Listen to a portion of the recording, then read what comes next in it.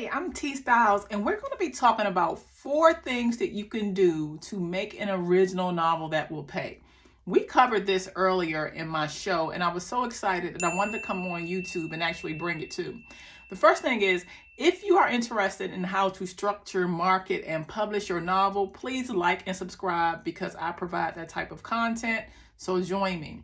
Okay, so earlier in the week, we discussed a young man by the name of David Goggins. And David Goggins went an untraditional way to publish his book. So I'm going to read from you really quickly, and I'm going to actually link this article. And then we're going to go into the 4 tips that you can actually use to make sure your novel is not only original, but that is connecting in a way that will get you a coin, okay? So it says, David Goggins' childhood was a living nightmare filled with poverty, prejudice, and physical abuse.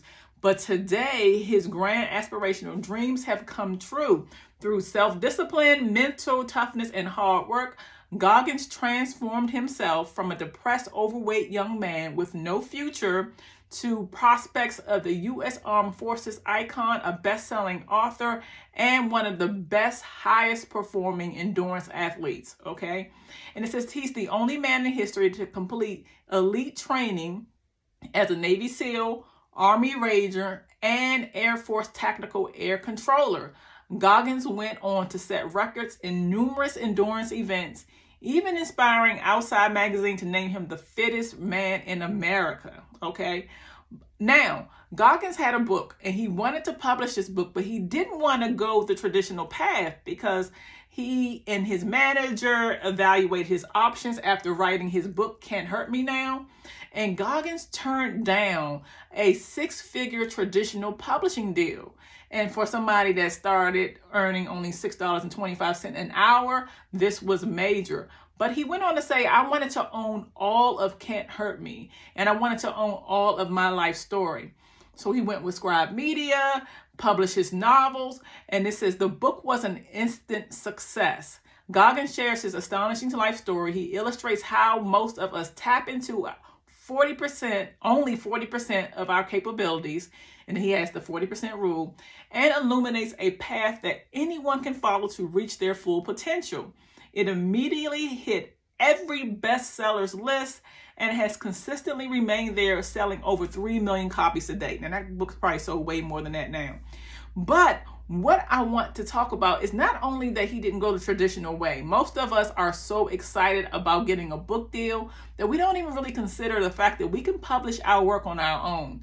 So to turn down a 6-figure book deal, which is something that I have done, I know how that is, knowing that you can earn that income yourself requires a plan. Now look, if you get yourself a 6-figure book deal, don't say to yourself, you know what, I'm going to turn it down because Goggins did. It could be the answer to your prayers. But he knew that there was more, and he had proven that he could turn and transform his life. So why couldn't he transform and change his income? So he banked on himself, and it paid off. With that said, now I want to give you some tips on what you can do right now to start making sure that your book is original. And you're going to be actually almost surprised at some of the things that I talk about. The first thing I want you to do is to remember that when you're trying to write in an original book like Goggins did, you want to make sure that you use your life as inspiration.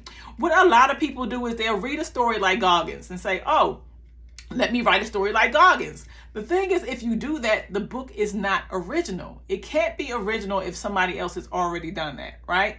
So you want to make sure that you look at your life. What a lot of people do is they say, you know what, I haven't achieved this major thing. I'm not a Navy SEAL. I didn't, go to any high ranks or anything like that. And they look at that and say, nobody wants to hear my story. But I want to challenge you to think a little bit deeper. I want you to sit down for 5 seconds and then look at the things that you have overcome. Whether you taught yourself a new skill, say you didn't know how to cook at all and you are now able to make things from scratch. There are people who grab boxes and put water in it and then call themselves making meals. So to get the information on how you were able to actually teach yourself how to cook from scratch would be inspiring to them, okay? Say you got over some kind of illness, even if it's like COVID. My glasses is bugging me out. COVID or the flu or any kind of cancers, and you did it in a way that's unique, if you manage to chronicle these situations, then people can draw inspiration from that, and you can actually write a book about that.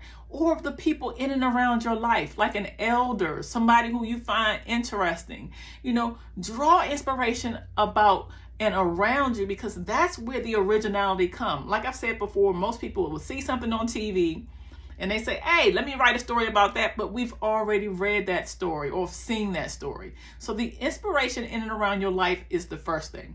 The second thing is, I want you to consider crossing genres. What a lot of writers do, they fall in love with a genre. Let's say, for instance, my genre is urban fiction.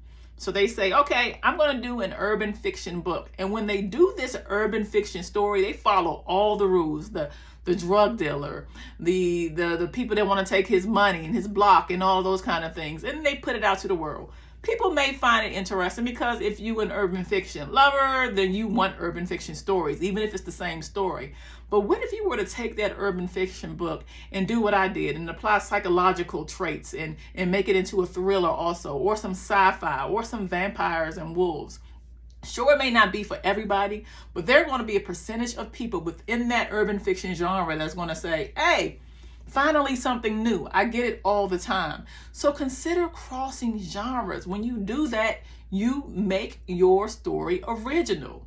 Number 3, record yourself when you are out and about in life. Now, I'm not just talking about the recording yourself while you're talking on you're writing your book, because as you know, if you follow me, you know that I haven't written my first draft by my hand in probably years. I use my voice, and as a result, I'm able to get my book done in 7 days. If you want to learn about that, click the link in the bio where it says the Elite Writers Academy. Go to the store, and I have that class available for you. So I'm not really speaking about the actual, translating of your book. I'm talking about record yourself when you are with your friends. Now, if you tell them, they may be creeped out, but they may be cool. What you are listening for is how you speak when you are around the people you care about, like your friends, your family members, and all of that.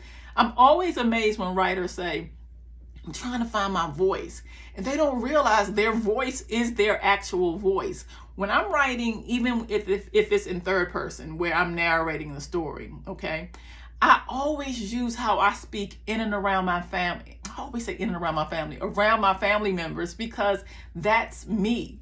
And that's my target audience. When you do that and you start hearing yourself and you stop judging yourself and saying, you're talking too hood or whatever you may say to yourself, or you're talking too professional, or you're talking too weird.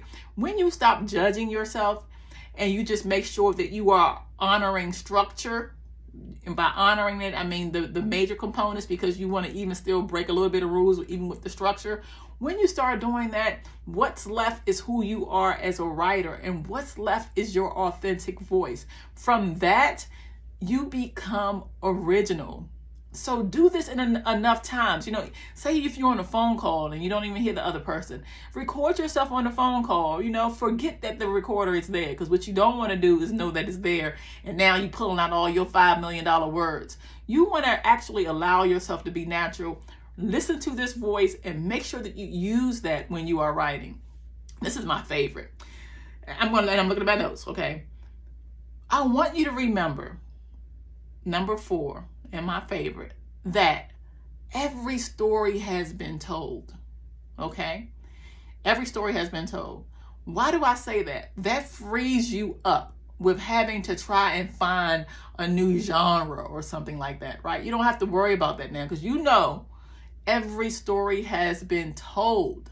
But when you come at it with a different point of view, that's when it's original. I'm not a romance person. I write urban fiction. I write psychological thrillers and things like that, sci-fi, wolves, vampires, if I want to right now, whatever I choose to write. But I'm thinking about romance. What most people do for romance novels is they write the story from the girl trying to get the guy, or the guy trying to get the girl, and they fall in love. But what if you gave it a different, fresh perspective? perhaps from the third party who was actually in love with one of the two, and doing all they can to try to ruin that. Maybe perhaps because they are just straight up the villain, which is a thing right now, an anti-hero, and or they could be the one that the person is really in love with. Of course, they're going to have to learn some lessons because you're not supposed to do things like that. However, changing the point of view from a genre that already has been told makes your story original. So if you're writing urban fiction, or you're writing, Christian fiction, or whatever your genre, what fresh perspective can you provide? Whose voice in this world of the genre that you have chosen hasn't been told? Take that voice and make that voice your voice in your book. This is how you are original. This is how you stand out from everybody, okay? I really hope this helps.